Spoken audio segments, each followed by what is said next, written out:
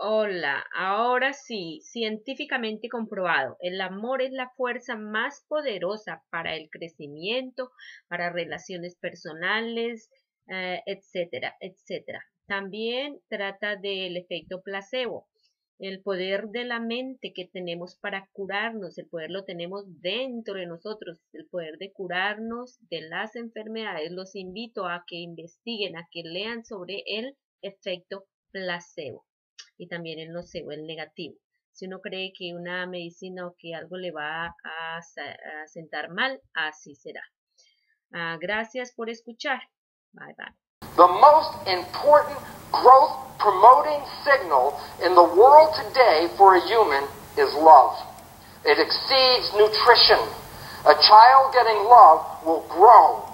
A child not getting love will be stymied in its growth. For example, in Eastern European orphanages where kids are given a lot of nutrition but no attention, their growth parameters, their intelligence, their height, every aspect of their development is reduced by 30% or more, most of them becoming autistic. What is an autistic child? Think about it. An autistic child is not responding to the environment. Why not? Because somewhere in its development, it started to put up the walls of protection because it wasn't getting love, and at some point, it shuts itself down and is... The mind can change the character of health. In other words, if you believe that this drug is the miracle drug you've been looking for and you take it, your mind believing it's the miracle drug can heal you, while the drug itself was nothing more than a sugar pill. And now that's an established fact. 1/3 of all medical healings are due to the placebo effect. Okay? It's called the nocebo effect. The nocebo effect is the same as the placebo effect, except the thoughts are of a negative nature. And what's the point? It's thoughts that are powerful, whether they're positive or negative.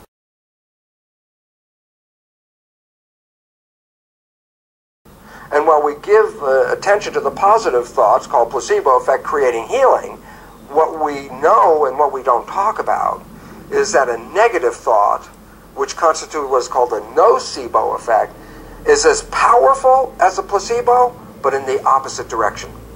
So a negative thought can not only make you sick, a negative thought can kill you in much the exact same power and using the same mechanism that a positive placebo thought can heal you.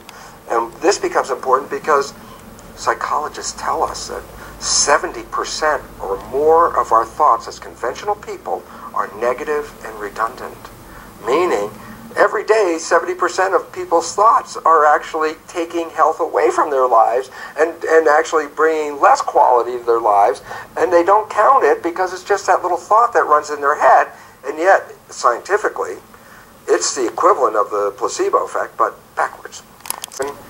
But there's an unfortunate part about medicine, and that is, medicine is not really the free avenue of research and investigation as we think it is.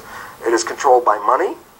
And unfortunately, this is where the pharmaceutical industry has undue influence and keeps us from looking at healing that does not involve chemicals and drugs.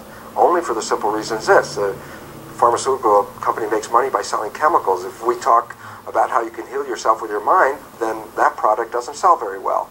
And there's a parallel here, because let's look at it very obvious. We live in a world where there are many other forms of providing energy besides fossil fuel, many of them very efficient, much more effective. Where are they? And the answer is, it's not in the interest of the oil companies to support free energy, sources of power. And it's the same thing with medicine. It's not in the interest of the pharmaceutical industry to support free energy healing. And therefore, it's a subject that gets no coverage except for that 15 minutes on the placebo and then dropped out of the system, and yet it is the most important new understanding, and it's not new because it's 100 years old or more. It's new only because we're beginning to look at it in spite of the fact that drug companies don't.